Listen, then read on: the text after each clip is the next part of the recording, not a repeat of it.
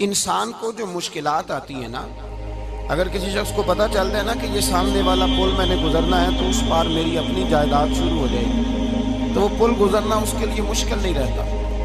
اگر کسی کو پتہ چل جائے کہ بس یہ 2 سڑکیں ہیں میں نے عبور کرنی ہے، پھر میرے لیے سفر آسان ہو جائے تو وہ جھٹ پٹ گزر جاتا ہے، نہ دھوپ دیکھتا ہے، نہ تھکاوٹ دیکھتا ہے، نہ رش دیکھتا ہے، نہ گاڑیوں کی ریل پیل دیکھتا ہے، گزر جاتا ہے۔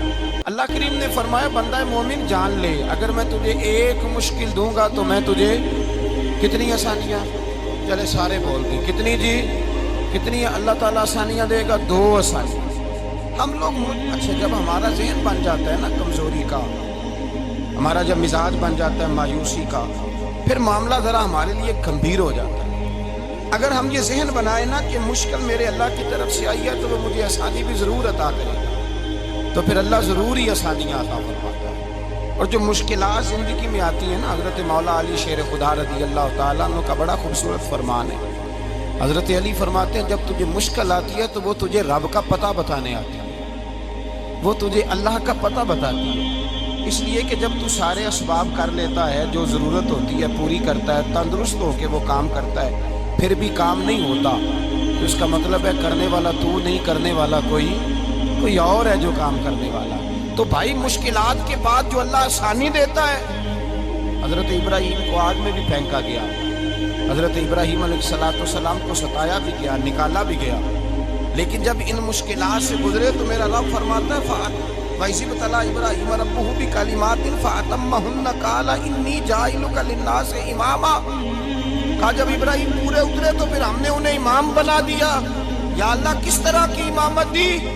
فرمایا میں نے اتنی اعلیٰ شان عطا کی ہے کہ اپنے لاڈلے رسول کو جناب ابراہیم کی نسل میں پیدا فرما دیا ہے، میں نے مصطفیٰ کو ان کی نسل میں پیدا کر دیا، قیامت تک کے لیے ان کا وقار بڑھا دیا۔ اللہم صلی علی محمد وعلی آل محمد کما صلیت علی ابراہیم وعلی آل ابراہیم، ان کی عظمت بڑھا دی، اس لیے کہ جب وہ آزمائش سے گزر کر کے آئے پھر جو آسانی دی، میرے نبی پاک صلی اللہ علیہ وسلم نے دین ابراہیمی کی بہت ساری چیزوں کو رکھا، کہا میں ملت ابراہیمی پہ ہوں۔ جب کوئی مشکلات کو عبور کر کے آتا ہے، جب کوئی تکلیفیں سہ کر کے آتا ہے، اس کے لیے جو اجر ہوتا ہے، اس کے لیے جو پھر اللہ کتنی ذرا بڑی توجہ کیجئے گا۔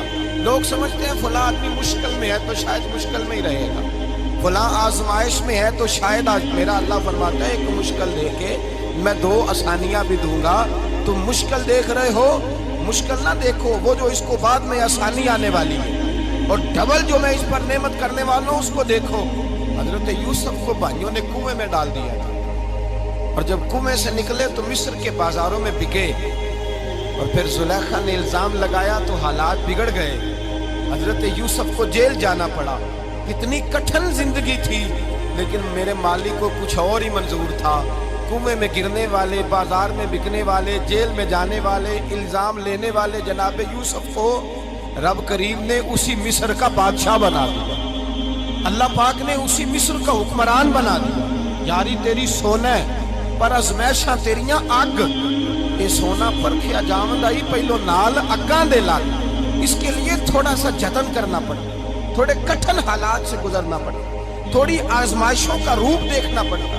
ہم چاہتے ہیں کہ ہمیں چھیڑے کوئی نہ کوئی تکلیف نہ آئے، کوئی آزمائش، یہ ہو نہیں سکتا میرے بھائی۔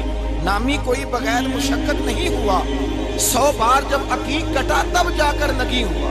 ہم چاہتے ہیں کہ ہمیں کچھ بھی دقت نہ آئے، مشکلات نہ آئے، اور مشکلات تو انسان کو سنوارتی ہیں بھائی، وہ تو نکھارتی ہیں۔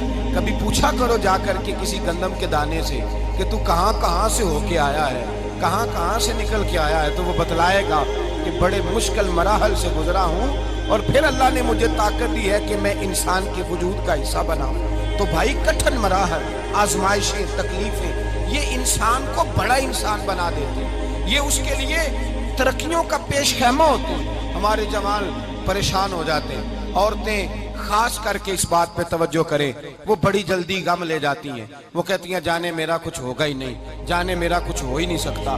میرے بھائی درجنوں اور بیسوں لوگ ایسے ہیں جن کی اولادیں نہیں تھی، لیکن نام ان کا ان سے بھی زیادہ ہے جو بڑے بڑے صاحب اولاد ہیں۔ حضرت خواجہ معین الدین اجمیری کو جانتے ہیں ہم لوگ؟ جو جانتے ہیں وہ بولے، جانتے ہیں جی؟ काफी सारे जानते हैं, थोड़े जे रह गए। जानते हैं ना ख्वाजा साहब को? उनके किसी बेटे को जानते हो? नहीं जानते, नहीं जानते, नहीं जानते आप उनके बेटे। हजरत ख्वाजा मोइनुद्दीन अजमेरी रहमतुल्लाह ताला अलैह के बेटे को नहीं जानते, लेकिन वैसे आप हिंदुस्तान में किसी आदमी को छेड़ के देखे, वो कहेगा मैं ख्वाजा साहब का रूहानी बेटा हूँ। मेरे भाई, यहाँ लोग परेशान हो जाते हैं कि औलाद होगी तो ये होगा, फलां होगा तो ये होगा। भाई ऐसी कोई बात नहीं। मेरे पास पैसे होते तो मेरा अप्पा बीमारी से फौत ना होता। जो मालदार होते हैं तो क्या वो बच जाते हैं? हजरत इजराइल उन्हें छोड़ जाते हैं? ओ खुदा के बंदे, तू कैसी बात कर रहा है? याद रख, ये जो आजमाइशें होती हैं, ये जो तकलीफें होती हैं, ये जो थोड़े से मुश्किल हालात होते हैं।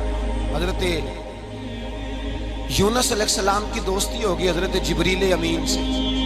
तो जनाब जिब्रील मिलने आए। हजरत यूनुस अलैहिस्सलाम फरमाने लगे, जिब्रील मेरा दिल करता है मुझे उस बंदे की मुलाकात करा जो अल्लाह का सबसे ज्यादा इबादत गुजार बंदा है। हजरत जिब्रील अमीन ले गए दूर दूर फलस्तीन के इलाके में, और ले जाकर एक बंदे से मुलाकात कराई जिसकी दोनों आंखें भी कोई नहीं थी, दोनों बाजू भी कोई नहीं, दोनों पैर भी कोई नहीं, और उस बंदे की जुबान पर लफ्ज बड़ा क्या जारी थे, या अल्लाह तेरा शुक्र है, या अल्लाह तेरा, बोल के कहिए, या अल्लाह तेरा, ऐ अल्लाह तेरा शुक्र है। शुक्र शुक्र कर रहा था। हजरत जनाब सैयदना यूनुस अलैहिस्सलाम कहने लगे, मैंने तुझे इबादत गुजार को मिलाने को कहा था, तू कहाँ ले आया? हजरत जिब्रील कहने लगे, या यूनुस, ये हर चीज जानने के बावजूद अपने रब की रिदा पे राजी है।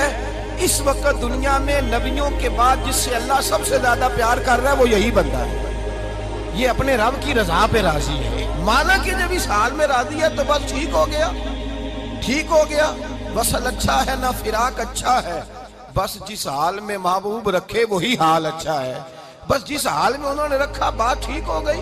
इसमें अब इंसान शिकवा करते फिरे कि ये किस तरह है, वो किस तरह, अपने आप को मुतमईन रखा। मेरे भाई याद रखें, आजमाइशें तकलीफें आपको बड़ा करने के लिए आती हैं। हम आजमाइश को बुरा जानते हैं, दुख को बुरा जानते हैं। दुख तो बड़े प्यारे होते हैं, ये रोने का सलीका सिखाते हैं, ये अल्लाह को मनाने का तरीका सिखाते हैं, ये मस्जिद में जाने का। वो जो सुखी बंदा है ना, सुखी, मुझे एक साहब कहने लगे, दो किस्म के लोग मदीने से आते, मदीना शरीफ पूछने लगे, कहने लगे हजरत जी दो किस्म के बंदे हैं, कुछ वापस जाते हुए तड़प रहे हैं, कुछ तस्वीरें खींच रहे हैं रुखसती के वक्त, फर्क क्या है? तो मैंने कहा वो जो तस्वीरें खींच रहा है वो अमीर आदमी, उसे पता है कि मैं फिर टिकट ले लूंगा, महीने के बाद फिर आ जाऊंगा, और ये मदीना छोड़ते हुए तड़प रहा है, ये कोई गरीब है, ये कह रहा है पता नहीं दोबारा मौका मिले कि न मिले, ये दुखी है, ये आजमाइश है। दुखी सुखी बंदा तो मक्के जाके नहीं रोता, वहां भी खड़ा है, डट के खड़ा। दुखी कोई नहीं तो रोए कैसे? जब आपको अल्लाह मुश्किल देता है तो समझ ले रब आसानी देना चाह रहा। जब तेज धूप आती है तो समझ ले अल्लाह गर्म हवा गुजार के ठंडी बारिश बरसाना चाह रहा। और जब चारों तरफ से घुटन हो, पंजाबी में कहते हैं गुम्मा लग जाए, तो फिर सारे बोल के कहते हैं अब जो तूफान आएगा वो सख्त ही आएगा। इसलिए कि घुटन जितनी ज्यादा होती है फिर फजल भी उतना। जिन लोगों ने तकलीफें ज्यादा सही थी, रब ने इज्जतें भी ज्यादा ही अता फरमाई। जिन लोगों ने तकलीफें ज्यादा सही ना, उन्हें अल्लाह ने दर्जा भी।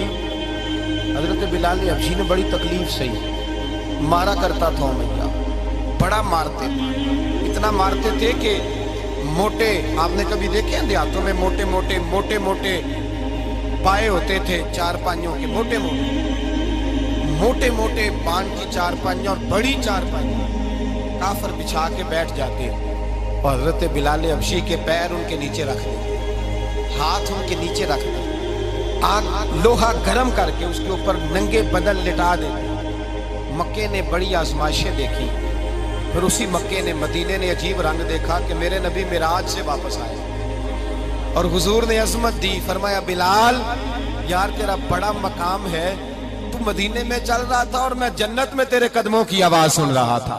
अब्दुल्ला मुजनी हुजूर के गुलाम थे, कबीला मुजन के रहने वाले, वालिद फौत हो गए, चचा ने पाला था, इस्लाम कबूल कर लिया। चचा इस्लाम का बड़ा दुश्मन है, हुजूर का नाम आए तो जलाल करता है, असद और बुग़्ज़ में जल जाता है, बड़ी इस्लाम के साथ दुश्मनी और इनाद रखता है। हजरत अब्दुल्ला कहते हैं पहले तो मैं इश्क़ रिसालत को दबाता रहा, फिर ये चिंगारी शोला बन गई, फिर कि ये हल्का सा जज्बा समुंदर और सहरा का रूप धार गया, فرماتے ہیں ماں تھی اور میں تھا. میں گیا جا کے چچا سے کہا میں نہیں رہ سکتا. کہاں جائے گا؟ تو میں نے دھیمے لہجے میں کہا میں مدینے جاؤں. اب میں رسول اللہ کے مدینے جاؤں. اب میرا گزارا نہیں ہوتا. اب میں جاؤں گا. کہتے ہیں چچا کہنے لگا اچھا وہاں جائے گا؟ تجھے میں نے پالا، میں نے پوسا، وہ مکان میں نے تجھے بنا کے دیا. تیری جیب میں جو پیسے ہیں میرے دیے ہوئے ہیں. کہتے ہیں میں نے کہا چچا میں سارا کچھ سوچ کے آیا ہوں. مکان بھی تو رکھ لے، پیسے بھی رکھ لے. کہتے ہیں اس نے ہر چیز رکھوا لی. جب پلٹنے لگا تو چچا کہنے لگا جو کپڑے تو نے پہنے ہیں یہ بھی میں نے خرید کے دیے تھے. حضرت عبداللہ فرماتے ہیں میں نے وہ کپڑے بھی اتار کے دیے. برہنہ حالت میں ماں کے پاس گیا اور میں نے کہا اماں میں پہلے بھی تو ننگا پیدا ہوا تھا، تو نے ہی کپڑے پہنائے تھے، میرا پھر بدن ننگا ہو گیا ہے، کپڑے دے دے. کہتے ہیں 2 بیویوں والے کپڑے اماں نے دیے، ایک میں نے تامت باندھ لی، دوسرا اوڑھ لیا اور مدینے پہنچا. کہتے ہیں جب میں ٹھنڈی رات مدینے پہنچا تو کالے رنگ کے حبشی غلام حضرت بلال دودھ کا پیالہ لیے کھڑے تھے، ہاتھ میں کھجوریں تھی، کمبل تھا. کہنے لگے آجا آجا. مصطفیٰ نے فرمایا تھا قبیلہ مزن سے میرا غلام آ رہا ہے، میں ساری رات سے تیرا انتظار کر رہا ہوں. حضرت جناب سیدنا عبداللہ رضی اللہ تعالیٰ عنہ فرماتے ہیں میری مشکل آسان ہوئی. فرماتے ہیں مجھے مدینے میں اعزاز مل گیا، مجھے عزت مل گئی، ہر آدمی میری قدر کرنے لگا. گویا بزرگ کہتے ہیں کہ حضرت عبداللہ دعا کرنے لگے کہ اے اللہ تو نے مجھے بڑی شان دی ہے مصطفیٰ کی گود میں، اگر اسی رحمت کے چھاؤں میں پردہ کر دوں تو میری بات بن جائے. حضرت عبداللہ کا وصال بھی رسول اللہ کی گود میں ہی ہو گیا. گود میں نہ کوئی رشتہ دار، نہ کوئی تعلق دار، نہ کوئی ہمسایا اپنا، نہ کوئی چچا، نہ کوئی ماموں. شہر میں تنہا اسی کسے دے کچھ نہیں جے لگ دے تے نہ کوئی ساڈا دردی. تنہائی. جنازہ اٹھا تو اٹھانے والے کون ہیں؟ ابو بکر صدیق، فاروق اعظم، عثمان غنی، مولا علی، حسنین کریمین جنازے میں شامل. میرے رسول پاک صلی اللہ علیہ وسلم نے جنازہ پڑھایا. دیکھو مشکل کاٹی تھی تو آسانی کا رنگ دیکھو، آسانی کا انداز دیکھو. حضرت سیدنا ابو دردہ رضی اللہ تعالیٰ عنہ ارشاد فرماتے ہیں مدینے میں رواج تھا کہ جب قبر میں اتارنے لگتے تھے تو قریبی رشتہ دار اتارا کرتے تھے، اور عبداللہ کا تو رشتہ دار ہی کوئی نہیں تھا مدینے میں، کون اتارے؟ فرمایا جب قبر میں اترنے لگے تو حضرت ابو بکر صدیق اور حضرت عمر فاروق اتر گئے کہ ہم قبر میں اتارتے ہیں. رسول اللہ نے فرمایا تم باہر نکلو. تم کیوں قبر میں گئے ہو؟ باہر آؤ. کہتے ہم باہر آئے تو اللہ کے رسول اندر گئے. فرمایا کون کہتا ہے اس کا کوئی نہیں، میں جو موجود. کون کہتا ہے کوئی نہیں؟ فرمایا رکھو میرے ہاتھوں پہ. کہتے ہیں حضور کے دست مبارک پہ رکھا اور باہر کھڑے ہم رشک کرنے لگے کہ واہ اللہ تیرا آسانی دینے کا رنگ. آسانی اس نے مشکل برداشت کی تو رب نے مصطفیٰ کے قدموں میں آسانیاں عطا فرمائی. پسے اور حضور نے قبر میں رکھا، نبی پاک نے. حضرت جناب سیدنا علی المرتضیٰ شیر خدا کرم اللہ تعالیٰ وجہ الکریم کی والدہ حضرت فاطمہ بنت اسد رضی اللہ تعالیٰ، حضرت علی کی والدہ، بڑا پیار کیا میرے نبی پاک کے ساتھ. حضور ان کے گھر میں رہے، ان کے گھر میں پرورش پائی. حضرت علی کہتے ہیں میری اماں پہلے رسول اللہ کا خیال رکھتی، غربتوں کے زمانے میں نبی پاک کا ساتھ دیا. مکہ مخالفت کرتا تو جناب فاطمہ حضور کا خیال رکھتی. فاطمہ بنت اسد بڑا پیار کیا، بڑی محبت کی مولا علی کی والدہ نے. ہر دکھ ہر تکلیف کاٹی لیکن رسول کائنات صلی اللہ تعالی علیہ وسلم کا ساتھ نہ چھوڑا. اور یہاں تک روایات میں ملتا ہے کہ جناب فاطمہ الزہرا جب بیعہ کے ان کے گھر گئی تو باہر سے سودا لا کے دیتی. حضرت فاطمہ سے بڑا پیار کرتی، بڑی محبت، مشکلات میں ساتھ دیا. جب وصال ہوا تو فرماتے ہیں کوہرام مچ گیا مدینے میں.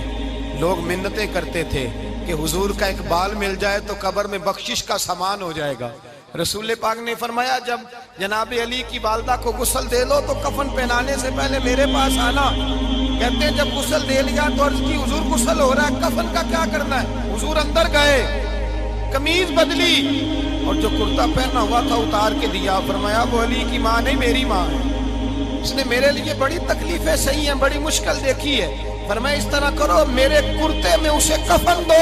حضور نے جنازہ پڑھایا، اپنے کرتا لباس مبارک میں کفن دلایا. پھر جب وہ دفن ہوئی تو حضور قبر پہ کھڑے ہوئے، کھڑے ہو کے فرمایا اے اللہ اپنے سارے نبیوں کے وسیلے سے اور میرے وسیلے سے میری اماں کی بخشش فرما دے. پھر جو آسانیاں ملی ان لوگوں کو تو ان کی قبروں تک آسانیاں ملی، پھر ان کو قیامت تک کے لیے آسانیاں ملی جنہوں نے مشکلات کو دیکھا۔ اور بھائی جو سوئے رہے، جو آرام کرتے رہے، جنہوں نے مناسب ہی نہ سمجھا کوئی کٹھن مرحلہ طے کرنا، جنہوں نے کہا نا نا نا نا ہم تو سکھ کے ساتھی ہیں، ہم تو سکون کے ساتھی ہیں، بھائی ہم تو سلوٹ کے ساتھی ہیں، جب موجیں لگے گی تو دوڑ کے پہنچیں گے، کہیں گے ہمارا بھی تعلق بنتا ہے، ہماری بھی رشتہ داری ہوتی ہے، ہمارے بھی رابطے ہوتے ہیں، پھر دوڑ کر کے پہنچیں گے۔ اصل ساتھی وہ ہوتا ہے جو دکھ کا ساتھی، آزمائش کا ساتھی، مشکلات تجھے اونچا اڑاتی۔ حضرت سلمان فارسی کہتے ہیں میں نبی پاک کی تلاش میں نکلا تھا، حضور کی تلاش میں نکلا، اور میں نے کئی سال حضور کو ڈھونڈا، کبھی ایک دروازے، کبھی ایک دروازے، کبھی دوسرے دروازے، کبھی تیسرے دروازے۔ فرماتے میں شہزادہ تھا پر بکتا بکاتا مدینے آیا، میں نے نبی پاک کی تلاش میں یہودیوں کی غلامی بھی کی، تیری تلاش میں پھرا میں جنگل پہاڑ اور دشت میں۔ فرماتے ہیں بڑی تکلیف کاٹی، بڑی آزمائش دیکھی، لیکن اس دن مجھے سارے دکھ بھول گئے، اس دن میری ساری تکلیفیں آسانیوں میں بدل گئی، جس دن میرے نبی نے میرا بازو تھام کے کہا سلمان منا اہل البیت، فرمایا سلمان کو تو میں نے اپنی اہل بیت میں شامل کر لیا ہے۔ فرماتے اتنی بڑی فضیلت کہ میں رسول اللہ کے خاندان میں جا شامل ہوا۔ تو بھائی یاد رکھیں، جب آپ کو مشکل آتی ہے تو آپ کو آسانی دینے کے لیے